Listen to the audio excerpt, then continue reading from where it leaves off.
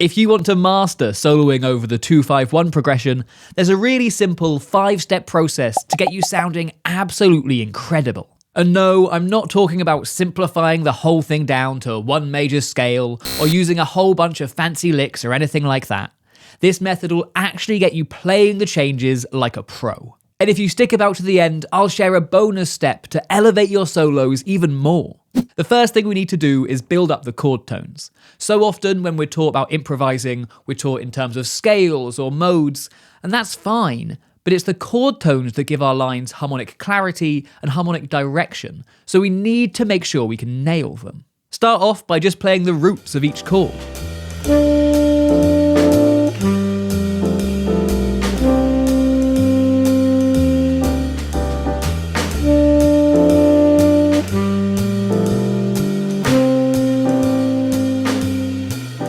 And then start playing around with the rhythm. So although you're limited to one note per chord, you can still be creative with it.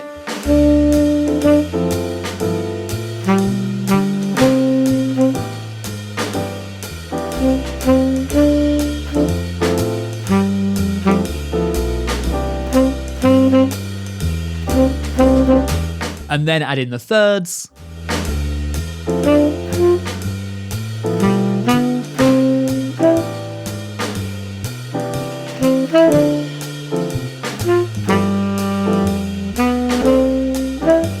Then the fifths.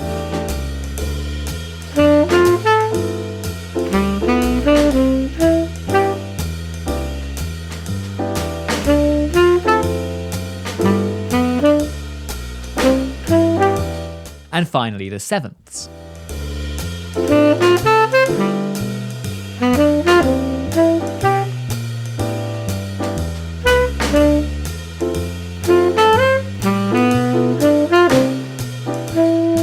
So now you've got the chord tones comfortable and you know when it moves from one chord to the next, it's time for step 2, altering the shape to make melodies. We still want to limit ourselves just to chord tones, but you don't need to just go up through the arpeggios anymore, and you don't need to play every single note on every single chord.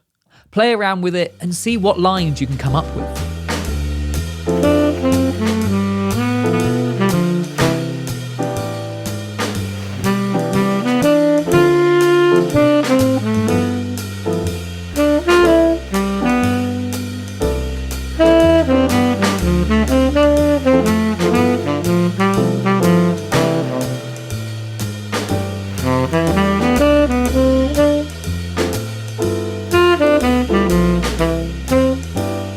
Okay, now we want to make sure we're absolutely nailing the guide tone movement.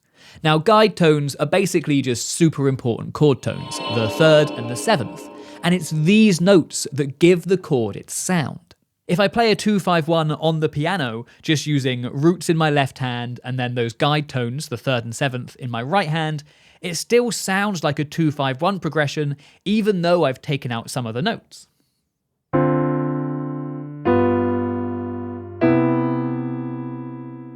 You can still really clearly hear that chord progression. But if I take out the guide tones and just use the root and the 5th in my right hand, still with the roots and the bass, it kind of sounds very vague and you can't really hear that it's a 2-5-1 or even if the chords are major, minor, or anything else.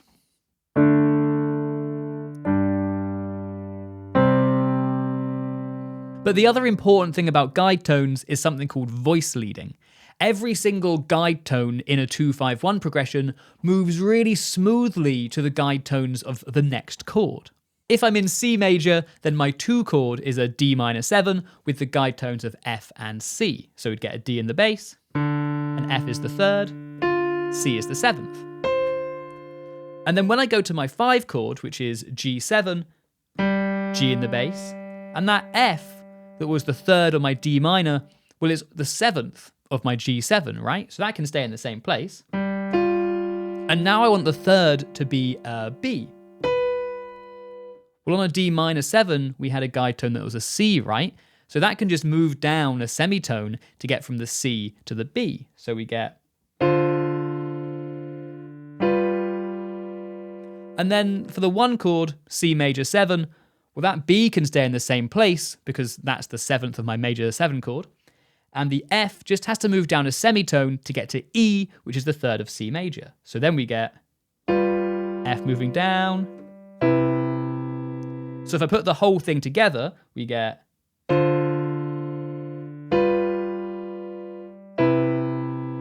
and everything moves really smoothly. And it's this movement we want to get into our improvised lines because it makes them super clear harmonically and they'll sound great straight away. So for step 3, I'm still going to improvise with chord tones, but I'm going to make sure that when I move from one chord to the next, I make that guide tone movement as clear as I can. If you struggle with this, try starting and ending each bar with one of those guide tones, or just play the guide tone lines as like melodies and slowly start embellishing that to start with.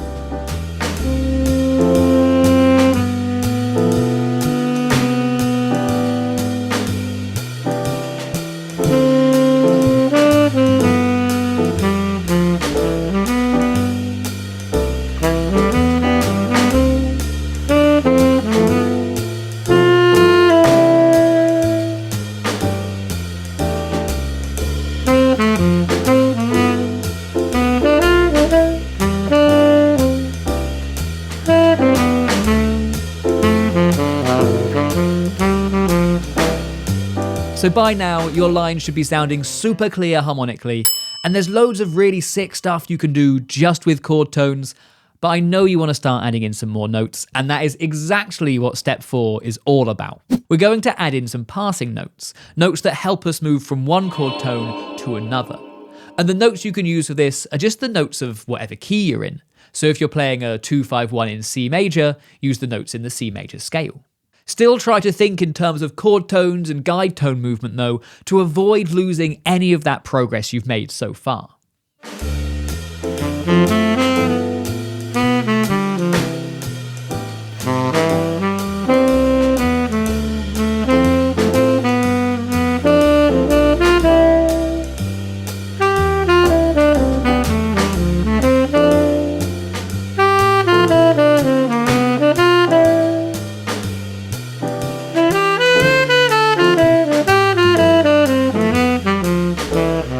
This is already sounding pretty good, and so much better than if we just simplified it down to one major scale, but there's one more thing to add to really make it all come together.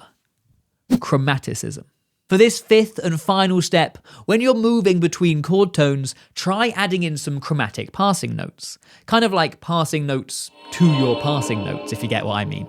There are a few different ways to make this sound good without getting too complicated, but the simplest is just to walk down chromatically from one chord tone to the next.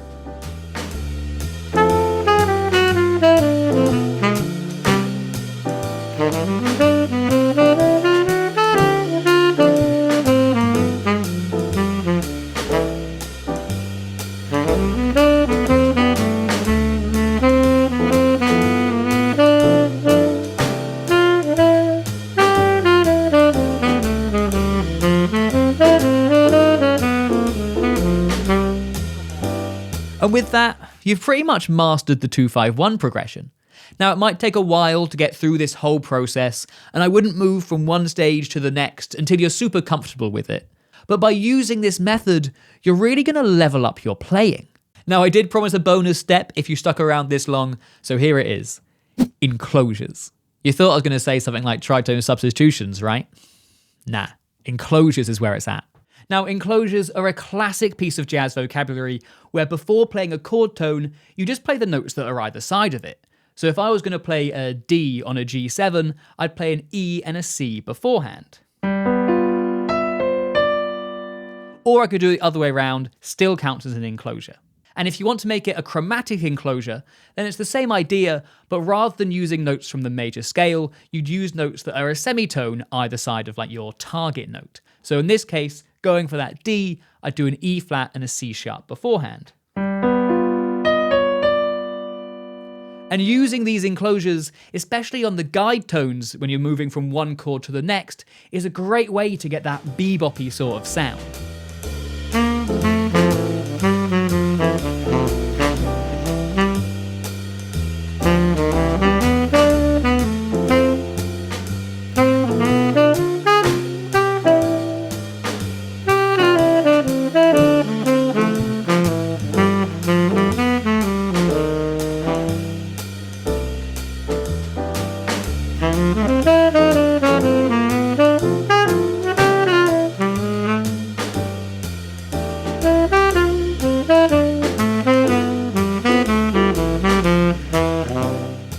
Tasty.